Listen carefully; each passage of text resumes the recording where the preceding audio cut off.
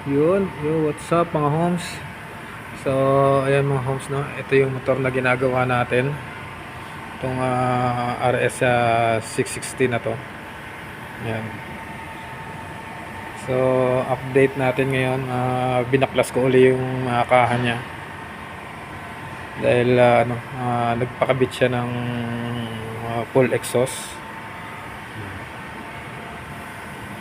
So, ayan nga mga homes yung kinabit natin na full exhaust, no?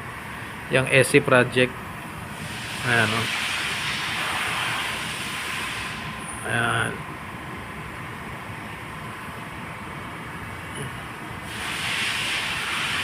Ang ganda ng pagkakahinang, oh. Ayan.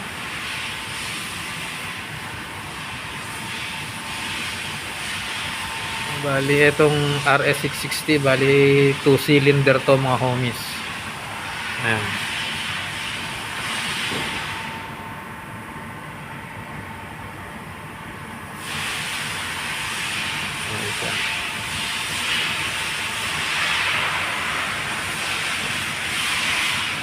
Ayan lang mga homies.